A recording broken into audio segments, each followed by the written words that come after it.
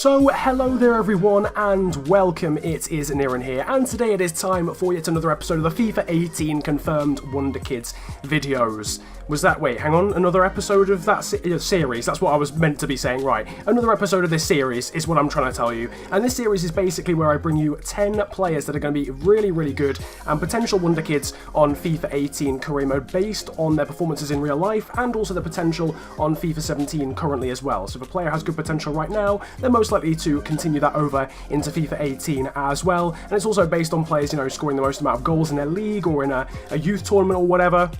Across the season. Basically, it just gives you guys a bit of an advantage going into the game against everyone else. If you go on to enjoy the video, then slap a like on it and subscribe if you are new to the channel. Well, the first player in this video is Dayot Upamecano from RB Leipzig, the Frenchman. 66 rated centre-back. I think his potential already is like 86. Honestly, I've seen this guy play. If he has the potential to be able to dominate whoever he plays against. His pace is good, his strength is a lot more than FIFA 17 will give it credit for.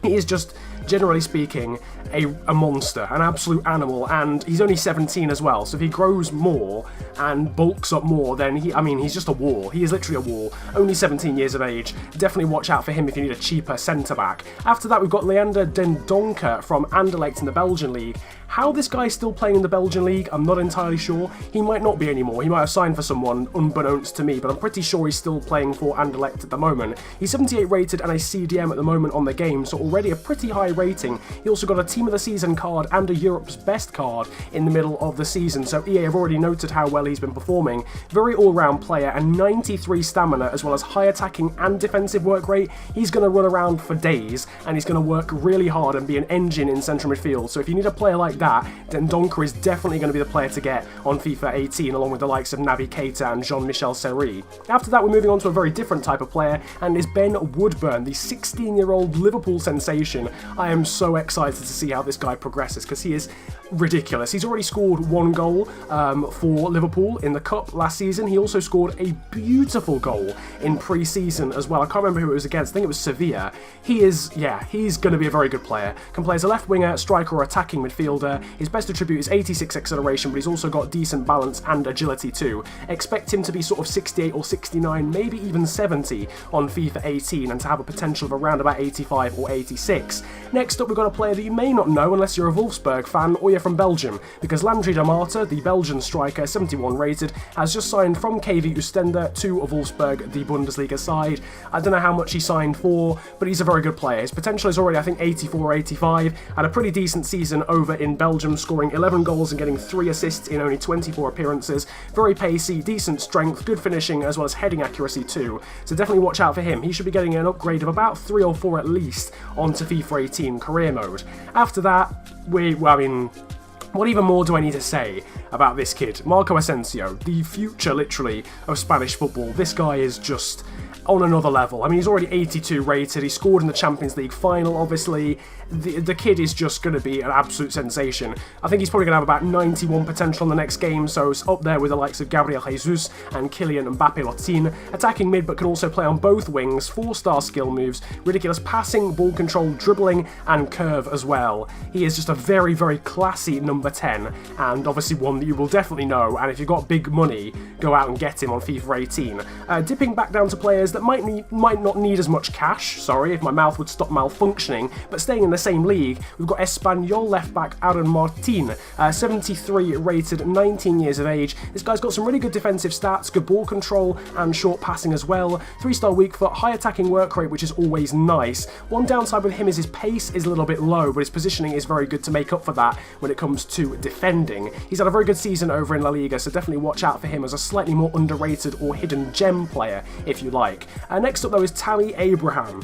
The guy who just can't stop scoring in the Championship, yet always seems to get loaned out from his parent club Chelsea. He scored 23 goals in 41 appearances for Bristol City last season, and has been rewarded with a new contract with Chelsea and another loan move to Swansea. So unfortunately you won't be able to buy him in the first season, but the 18-year-old will be available after that. Good pace, good strength. His finishing finishing should get a massive upgrade, at least 78 after scoring that many goals in the Championship. He's had a very good season and expect him to be a lot better on FIFA 18 with a very good potential. Moving over to France now, we've got Guingamp winger Marcus Coco, 74 rated Frenchman. I think he's French. 88 acceleration, 87 sprint speed and 84 agility are his best attributes, as well as good ball control, dribbling and crossing too. Yes, he is from France. He can also play on both wings and as a striker. 20 years of age and has high attacking work rate, 3-star weak foot and 3-star skill moves as well. Just generally had a very, very good season. 34 appearances over in France, 4 goals and 3 assists,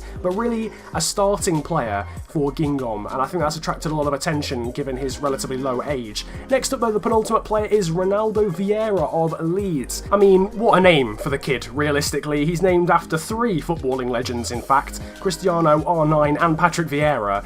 It's just, I mean, yeah, he's got a lot to look up to, or to live up to, I guess. 17 years of age though, 68 rated already. That's a pretty decent rating to say his young age. 3-star weak foot, 3-star skill moves, actually eligible for England now. He plays for them at youth level, despite being from Guinea-Bissau, and he scored a ridiculous goal this season, an amazing volley from like 35 yards out to burst onto the scene in the Championship, so his long shots and volleys should improve drastically. Definitely watch out for him, he should have at least 84 potential. The final player in this video is this man here, Çaylar Söyüncü. I think I've pronounced that relatively okay-ish, not entirely sure. The Turkish centre-back though, playing for Freiburg. Again, he's had a lot of game time this season, and that always leads to decent potentials for players when they're playing for their actual senior team year in, year out, week in, week out, is what I'm trying to say. My mouth's gone just completely numb, I think, at this point. I've been talking for a while.